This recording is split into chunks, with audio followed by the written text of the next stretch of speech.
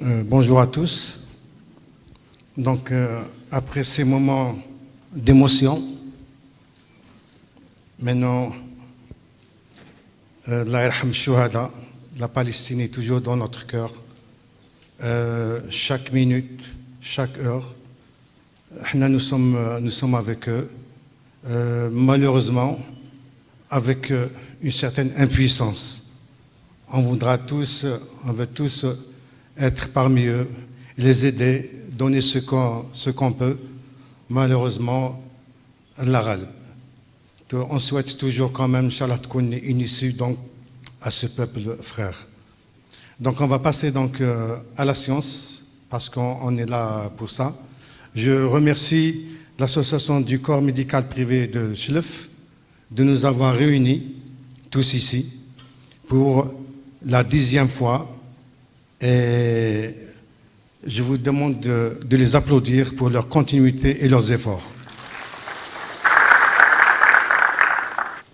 Si le premier communicant donc est prêt, donc je vais appeler donc le professeur Herwal, donc épidémiologiste au CMF du CHU d'Oran, qui va nous parler donc de l'épidémiologie du cancer.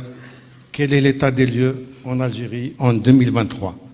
Donc vous avez 14h30, 14h55, donc vous avez 25 minutes.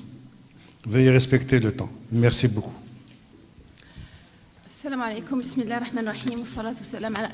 Juste avant de commencer, donc on demande la lumière, éteignez la lumière et surtout éteignez votre téléphone pour ne pas déranger donc les communicants. Merci beaucoup.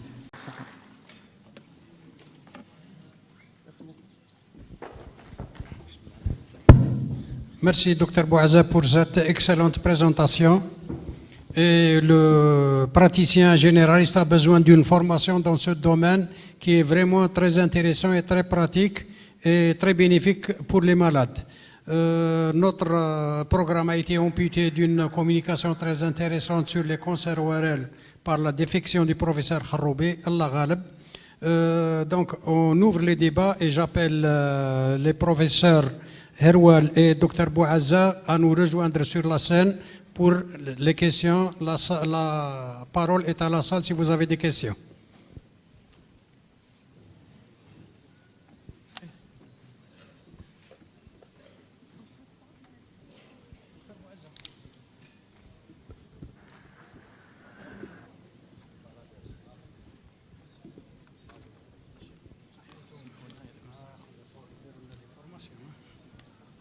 S'il y a des questions, la salle.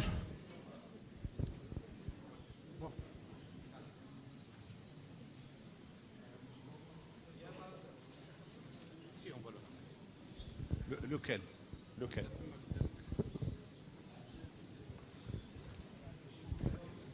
Merci.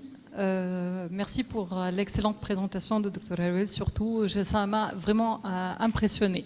J'ai juste une petite question par rapport à toutes ces prévisions qui sont en train d'être faites. J'ai comme l'impression que vous avez quand même un âge du cancer du sein qui est de loin plus jeune que les autres femmes de par le monde.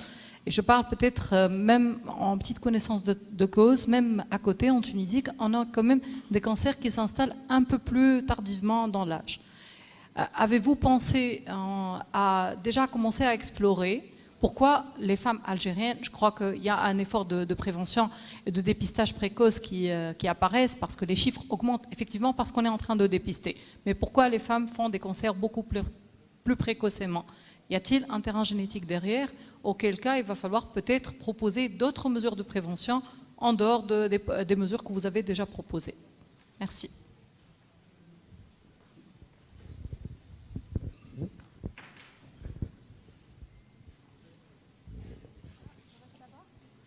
Je reste là-bas et je vais répondre. Il n'y a pas de souci.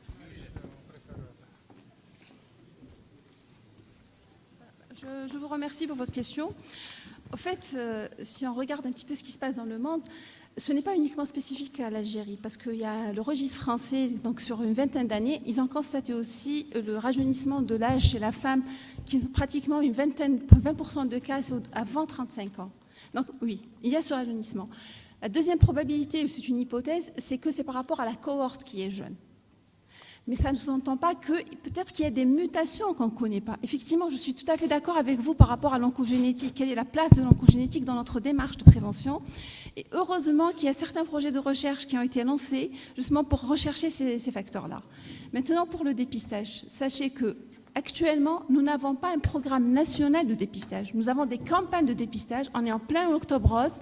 On est en train de dépister les femmes par mammographie et échographie. Mais vous savez pertinemment, je ne sais pas s'il y a des oncologues qui seront d'accord avec moi, tout le problème de la femme jeune, c'est la densité mammaire.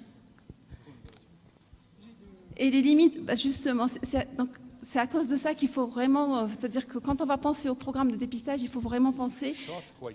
cas par cas. Deuxième point, c'est que justement par rapport à cette spécificité, il ne faut pas oublier que même quand on parle de dépistage, il y a le dépistage individualisé. Il y a des études, c'est pour ça que j'avais dit qu'il faut lancer, il y a des pistes de recherche, peut-être qu'il y a des facteurs génétiques, peut-être qu'il y a des cas familiaux. Il doit y avoir une explication, mais n'oublions pas que l'effet cohorte, et ça a été soulevé même chez nos confrères marocains, donc on a remarqué que cet effet cohorte, c'est que la population algérienne, elle est jeune. Vous avez 37%, je dis bien 37%, moins de 20 ans. Voilà, je vous remercie, je pense que j'ai répondu à votre question. Pardon, docteur, juste une troisième probabilité peut-être. Est-ce que c'est pas peut-être actuellement, on fait beaucoup plus de dépistage et on découvre beaucoup plus de cas, c'est pour ça qu'on trouve beaucoup plus de cas jeunes. Est-ce qu'il n'y a pas cette probabilité aussi? Alors, j'aurais dit oui, si vraiment ce dépistage, on découvrait, parce que quand on parle de dépistage, ça sous-entend qu'on va découvrir à un stade précoce. Est-ce que c'est le cas? Parce que si je découvre un cancer, un stade d'un T2 ou un T3, je ne suis plus dans le dépistage. Donc, voilà. Merci, professeur Erwal. Moi, je voudrais vous poser une question. Oui. Il y a la notion de génétique que posait le cancer. Maintenant, le problème de la disparité géographique.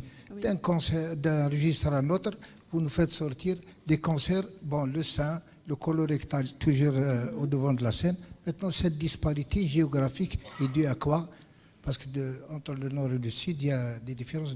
Deuxième chose, rapidement, cette notion de cancer du poumon dans le registre à Oran. Chez les femmes? D'accord. Alors, les disparités géographiques, je crois, tout l'intérêt, heureusement que dans notre pays, on a institutionnalisé le registre du cancer pour avoir une base nationale. C'est grâce à cette base nationale qu'on va remarquer s'il y a des particularités. Mais si je reviens à l'Algérie vaste, donc si je prends à l'Est, pratiquement dans notre mode de vie, on ressemble beaucoup plus aux Tunisiens. Si on va à l'Ouest, nous ressemblons beaucoup plus aux Marocains. Donc vous voyez, il y a des disparités même dans notre pratique, notre vie. Et n'oublions pas que quand on parle de ces cancers-là, ils sont liés au mode de vie. Donc le cancer colorectal, c'est le mode de vie. Donc posez-nous des questions par rapport à ça. Alors maintenant pour le cancer féminin, le cancer du poumon chez la femme, est-ce que le taux de tabagisme féminin est plus élevé à Oran qu'ailleurs? Point d'interrogation. Mais il n'y a pas que le tabagisme actif, il y a aussi le tabagisme passif qui doit être incriminé. Voilà. Je vous remercie. Bon, s'il vous plaît, 2 questions pour le docteur Bouazza. Question pour le docteur Bouazza.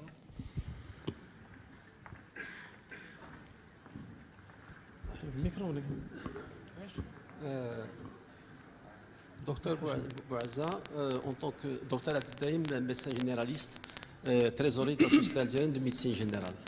Concernant le volet... Oui, concernant le volet douleur, bien sûr, sur le plan douleur, et par rapport au médecin généraliste. En tant que médecin généraliste, quel est l'apport et la place du médecin généraliste dans l'accompagnement du malade, bien sûr, néoplasique? Quel est le parcours de soins dans chaque type de cancer, comme par exemple le cancer du pancréas, qui est vraiment fatal? Donc j'aimerais bien voir la place du médecin généraliste dans tout ça. Merci. Très bien. Puis-je répondre? Donc moi, merci pour cette question. En réalité, je viens de parler du parcours du malade et je viens de parler... Donc je viens de parler de la place du médecin généraliste. Comme tout médecin de spécialité, il doit intervenir dans la prise en charge du cancer. À savoir, offrir des soins de support, c'est surtout les médecins généralistes de proximité qui sont à côté du malade. C'est surtout c'est surtout offrir les soins et aussi si je me permets, c'est aussi intervenir aussi dans le diagnostic, comme elle vient de parler, professeur Kharouel. C'est surtout le dépistage. C'est important.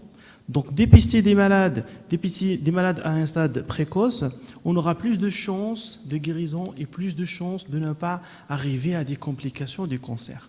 Par contre, la question concernant le traitement douleur, douleur, ça concerne tout le monde. Il faut qu'on prenne en charge nos malades en matière de douleur un petit peu partout. Et deuxième des choses, douleur par rapport au type de cancer, bien sûr que chaque cancer a ses particularités. Chaque siège a ses particularités. Je vous ai donné un petit peu le concept de façon générale. Mais prenons par exemple le sein et prenons par exemple le pancréas, ça diffère énormément. Le pancréas, c'est un organe profond, caché, souvent infraclinique au début. C'est pour ça qu'on le diagnostique tardivement, à un stade où il y a une masse énorme, à un stade où il y a une compression sur le voie biliaire, à un stade où il y a une compression sur le plexus solaire.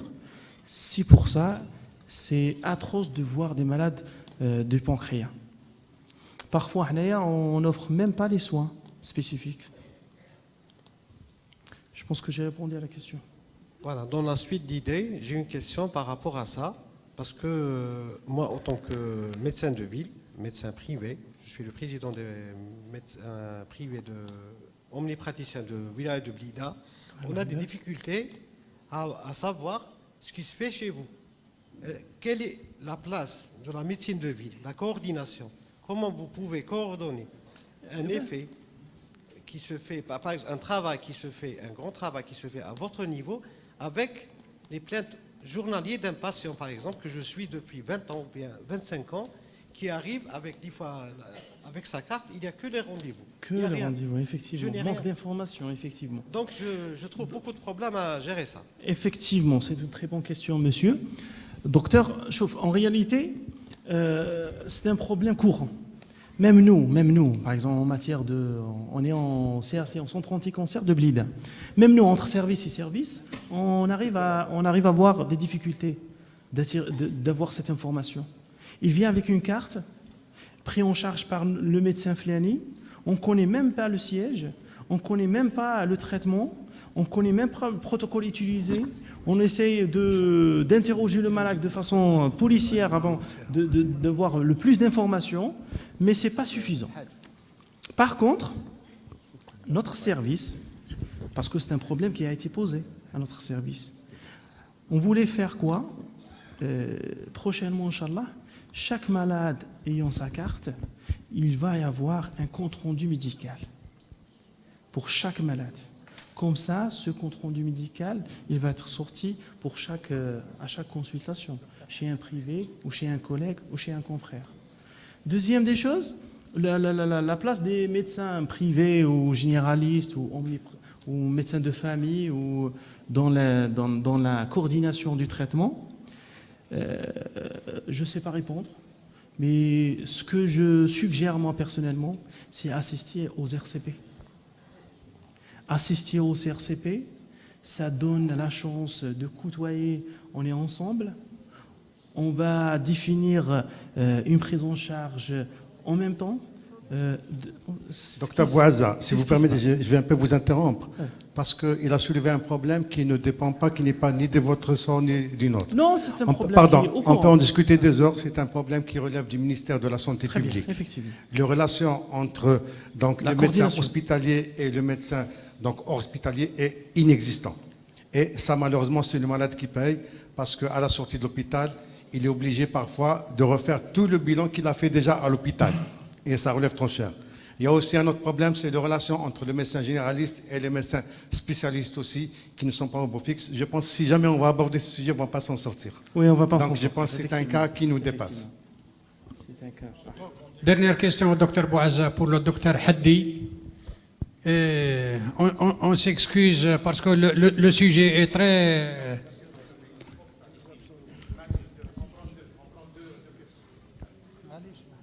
Ma question est la suivante. Pour le médecin traitant, Certaines fois, je suis là. Pardon. Certaines fois, il a besoin de certaines drogues, notamment les antidépresseurs. Et vous savez bien que les antidépresseurs ne sont pas servis pour le médecin généraliste. Merci. Eh ben, c'est la même chose. C'est un problème de notre pouvoir. En réalité, chaque médecin, dans la loi, en réalité, chaque médecin a le droit de prescrire. Il est en droit de prescrire. Malheureusement, il n'y a pas la coordination entre médecins et pharmaciens. Les pharmaciens ne délivrent pas. Ils demandent carnet à souche, ils demandent numéro d'ordre, et quand on fait le tout, ils demandent c'est pas un médecin habilité à prescrire. Et c'est pas le cas. Chaque médecin est habilité à prescrire. Bien sûr, antidépresseurs, c'est... Là, j'en parle de plus. Hein. Des morphiniques, des neuroleptiques. On prend une dernière question, Dr Naili. Merci. Toujours dans le cadre des supports de soins ou des soins de support qui font partie intégrante effectivement de la prise en charge du cancéreux. Moi, ma question, il y a peut-être une population qu'on a oubliée et qui est omniprésente dans les services, c'est les parents, c'est la famille, c'est le mouvement associatif. Donc vous n'êtes pas censé ignorer toute cette population qui vraiment vit avec vous et peut-être même vous suit dans vos rapports quotidiens, etc. Alors comme support, moi je les considère comme élément fondamental. Alors quel est le rapport que vous avez avec les parents des cancéreux? Je parle des enfants aussi bien que des adultes à qui on demande leur présence. Alors quel est le contact, j'allais dire même, quel est le rapport psychosocial et qu'est-ce que vous attendez de ces gens-là, sachant qu'ils peuvent apporter quelque chose de bénéfique, comme ils peuvent apporter quelque chose de totalement obsolète. Je citerai par exemple les dons, les cacahuètes salées, les sucreries qu'on rapporte. On a retrouvé des Coca-Cola chez des enfants qui présentaient des cancers, sachant que c'est des produits complètement bannis. Voilà, ma question est là, elle est pratique, tout le monde le sait. Alors, je voudrais que vous me répondiez sur ça. Merci et beaucoup. Je vous remercie d'avance. Merci beaucoup. Je pense que ce n'est pas une question, c'est une remarque. C'est un commentaire. Effectivement, ce n'est pas une question. Donc, je pense, à mon avis, qu'il faut que le médecin traitant ou le médecin référent doit s'intéresser à l'entourage du malade, doit s'intéresser à informer aussi l'entourage, à prendre du temps avec l'entourage du malade et avec le malade. Informer, bien faire passer le message, bien faire passer le message en matière d'effets secondaires, en matière de connaissance de la maladie et en matière de traitement. Ce qu'il faut faire, ce qu'il faut pas faire, surtout, je pense que c'est les médecins. Et surtout les médias, à mon avis. Donc, nous sommes obligés d'arrêter là. J'invite les deux communicants pour leur remettre un petit présent. Je pense qu'il y a beaucoup de travail à faire entre le relationnel, entre le médecin traitant et la structure de soins.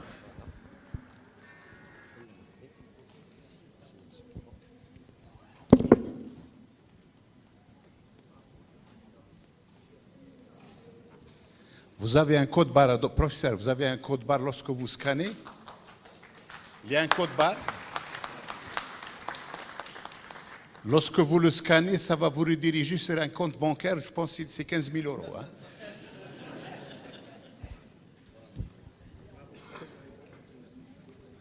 Les gens, après le cancer, les gens sont un peu... Hein?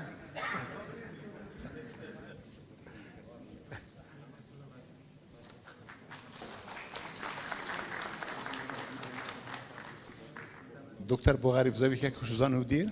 Oui.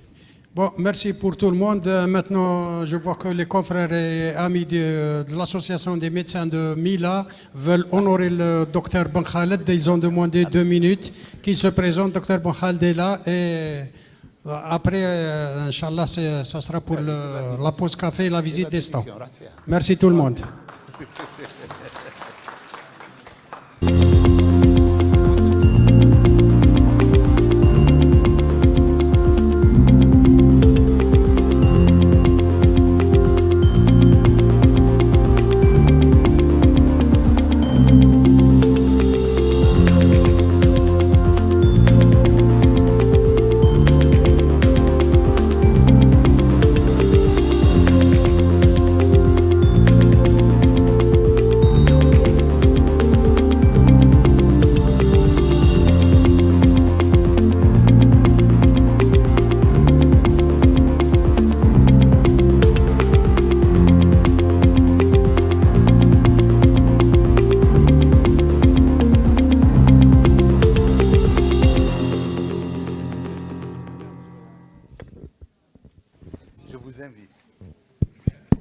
c'est bon, c'est bon.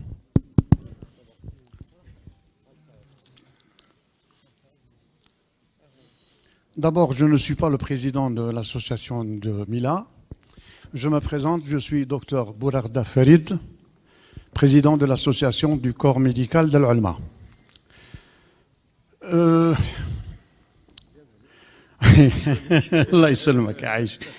Alors, je suis là pour deux raisons.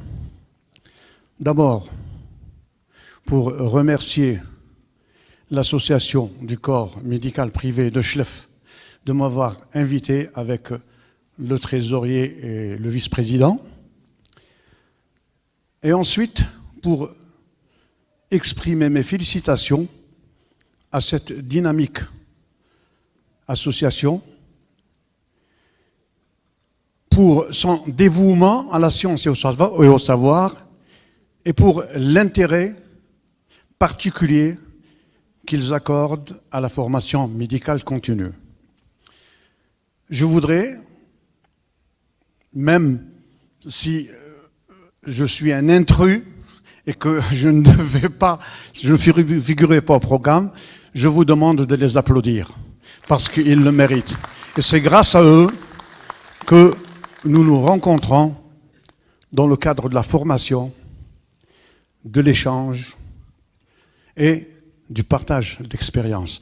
C'est grâce à ces rencontres que nous faisons d'autres, nous avons d'autres relations, et nous faisons connaissance avec d'autres personnes, et c'est ça l'intérêt. L'intérêt, et je vous demande de persévérer dans cette dynamique, parce que c'est celle qui nous permet de nous revoir souvent, comme je l'ai dit, dans le cadre de la formation médicale continue.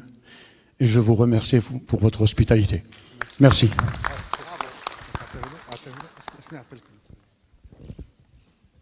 Merci, docteur Bourarda. On aimerait bien persévérer, mais tu feras une quoi. Donc il faut du sang nouveau. Il faut que les jeunes s'impliquent. Il faut que les jeunes s'impliquent dans cette formidable aventure de la formation médicale continue. On fait ce qu'on peut, mais ça devient difficile, insoutenable, personnellement pour moi. Hein. Voilà mon cher ami.